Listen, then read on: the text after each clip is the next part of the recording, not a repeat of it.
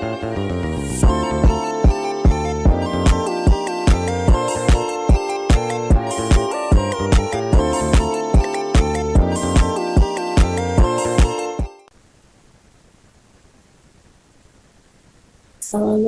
warahmatullahi wabarakatuh. Perkenalkan, nama saya Sylvie Yunia Anggrini, NIM 223104100019, Prodi Psikologi, Universitas Proklamasi 45. Di sini saya akan mempresentasikan hasil review jurnal saya yang berjudul Komunikasi yang Efektif Menghasilkan Kepemimpinan yang Efektif. Dosen pengampu Ibu Ayu Gigi Rizkia, MPSI Psikolog. Yang pertama, latar belakang.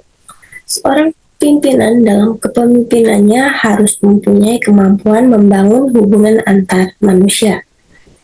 Inti dari pembinaan motivasi, inovasi, kreativitas, inspirasi, dinamisme, saling menghormati, mendukung, dan bertanggung jawab yang dapat ditumbuhkan melalui komunikasi. Komunikasi yang efektif penting bagi upaya organisasi untuk mencapai tujuannya. Organisasi seringkali membutuhkan bantuan dalam mencapai tujuan karena faktor komunikasi yang tidak efektif. Dalam hal ini, diperlukan kemampuan komunikasi yang efektif. Penelitian ini bertujuan untuk memperoleh informasi mengenai komunikasi yang efektif untuk menghasilkan kepemimpinan yang efektif. Teori yang digunakan dalam jurnal ini adalah teori pendekatan kepemimpinan yang mencakup aspek-aspek seperti definisi kepemimpinan, kompetensi yang diperlukan, gaya kepemimpinan, dan teori yang berkaitan.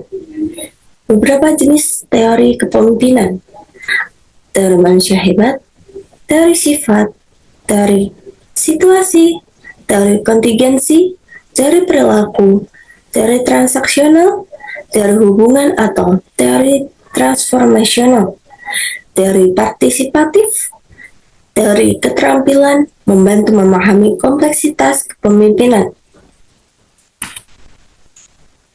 Metode yang digunakan dalam jurnal ini adalah penelitian menggunakan metode tinjauan literatur dengan sumber data sekunder. Pengumpulan informasi dilakukan melalui artikel-artikel terkait kepemimpinan dan komunikasi efektif. Kriteria inklusi melibatkan artikel asli, tinjauan literatur, dan makalah tinjauan yang mendukung pengembangan kepemimpinan efektif. Ringkasan hasil penelitian. Yang pertama, kepemimpinan. Definisi kepemimpinan. Kepemimpinan didefinisikan sebagai proses memengaruhi kelompok untuk mencapai tujuan bersama.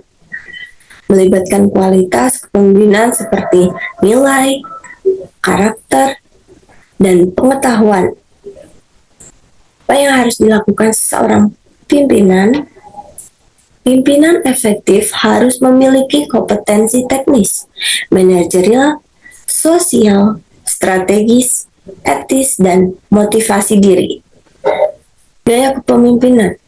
Berbagai gaya kepemimpinan termasuk autokratis, birokratis, karismatik, demokratis, laissez-faire, dan transaksional, memiliki kelebihan dan kelemahan masing-masing. Teori kepemimpinan. Terdapat variasi teori kepemimpinan, mulai dari teori manusia hebat dan sifat, hingga teori situasional, partisipatif, perilaku, transaksional, hubungan, dan keterampilan. Yang kedua, komunikasi. Definisi komunikasi. Komunikasi adalah transfer pemahaman ide atau informasi melalui simbol-simbol melibatkan mekanisme mekanik, sosiologis, dan psikologis. Komunikasi efektif Lebih dari sekedar pertukaran informasi, melibatkan pemahaman emosi dan niat di balik informasi, memerlukan keterlibatan aktif dan mendengarkan. Hambatan komunikasi efektif, stres, kurang fokus, bahasa tubuh inkonsisten, dan bahasa tubuh negatif adalah hambatan umum terhadap komunikasi efektif. Kunci komunikasi efektif diperlukan kemitraan terbuka untuk keterpaduan pemikiran dan memperkuat kemampuan mengatasi perbedaan budaya. Yang ketiga, kepemimpinan dan komunikasi yang efektif. Kepemimpinan efektif. Seorang pimpinan efektif harus memiliki sifat visioner, bersemangat, kreatif, fleksibel, inspiratif, dan mampu memulai perubahan. Peran komunikasi dalam organisasi.